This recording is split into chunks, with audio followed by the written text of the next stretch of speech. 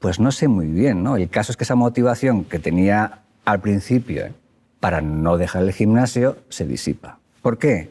Porque la motivación, para decírtelo de un modo muy directo, es algo parecido a la inteligencia. Tienes la que tienes. Tienes la que tienes de fábrica, y podemos hacer cosas para mejorar ciertas habilidades que tienen que ver con el intelecto, igual que podemos hacer ciertas cosas desde fuera para intentar motivar a la gente. Pero si la gente de modo intrínseco no tiene esa motivación, va a ser muy difícil que mantenga en el tiempo lo que es necesario para que ese intelecto permanezca en un nivel de estimulación sistemático. Un buen contexto para poder entender hasta qué punto se puede mejorar la motivación, hasta qué punto es fácil incrementar ese nivel de motivación para que impacte en características como el intelecto o incluso el desempeño en el colegio, es una investigación que se hizo en Reino Unido con miles de gemelos.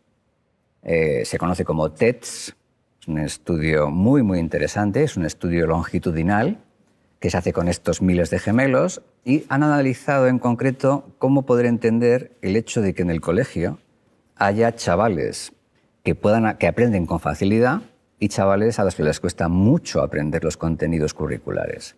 Y aquí se han estudiado un montón de variables, entre otras el intelecto, el nivel de motivación, el esfuerzo, la autoeficacia, la autoestima, un montón de variables. Y lo que se ha comprobado en este estudio con miles de gemelos es que el nivel de esfuerzo, el nivel de motivación, la autoestima, que está vinculada al contexto de aprendizaje, está tan influida por características propias del individuo, entre otras su genotipo, como las características que de toda la vida sabemos en psicología que están influidas por el genotipo, por los genes, ¿no? Que es el intelecto. Sabemos que en el contexto académico el mejor predictor de que haya chavales que aprendan con más facilidad o con más dificultad es la capacidad intelectual a la que hemos hecho referencia antes. Y en este estudio, con estos miles de gemelos que comentábamos, este estudio TEDS, se intentó comprobar si otras variables como el nivel de motivación o el esfuerzo podían añadir algo a la explicación de por qué algunos chavales aprenden más y mejor que otros en el colegio.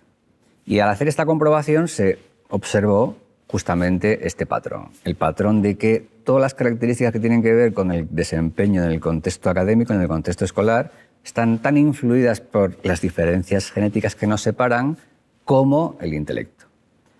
Después de observar este tipo de patrón, concluyeron lo siguiente: estos resultados ponen patas arriba todo lo que sabemos a día de hoy sobre la educación, en el sentido de que nos desmontan ciertas leyendas que no se corresponden con la evidencia empírica. No es nada fácil intentar que el personal tenga motivación por hacer algo. Por tanto, para poder conseguirlo, hace falta una supervisión explícita, sistemática del entorno. O sea, no nos va a servir dejarlo a cuenta del propio individuo. Tenemos que hacer una planificación desde el exterior. Programas de supervisión sistemática que estimulen, que vayan acompañando a la persona para que ese nivel de motivación no se venga abajo, porque espontáneamente va a ocurrir. En este sentido, Elena, la famosa frase de si quieres, puedes, no parece muy congruente con la evidencia que hemos acumulado en los últimos años. Es muy importante tener en consideración trabajos recientes publicados en psicología y que no acaban de impactar en el mundo real, lamentablemente, ¿no? Uno de los estudios que recuerdo recientes es una denuncia de la tendencia casi patológica en el mundo de la educación, en el mundo del trabajo, etcétera, en el mundo de la salud incluso, ¿no?, a darle demasiado protagonismo a las circunstancias, quitándosela a los individuos. Esto no es buena idea, porque va a hacer que las personas alberguen esperanzas que no vamos a poder cumplir, y esto no es bueno. No debemos subrayar demasiado el poder de las circunstancias quitándose a los individuos. Los individuos son muy importantes. De manera que debemos trabajar intensamente para, por ejemplo, en el contexto escolar, ¿cómo podemos ayudar a la mayor parte de los escolares a que aprendan lo que tienen que aprender en el colegio?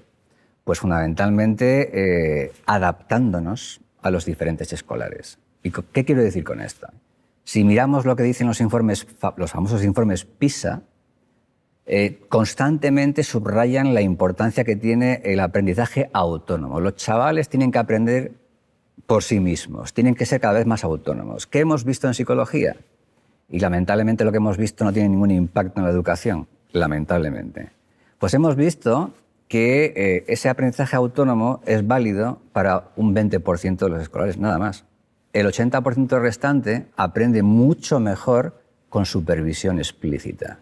Hay que guiarles de la mano, hay que estar cerca de ellos para mejorar ese proceso de aprendizaje escolar.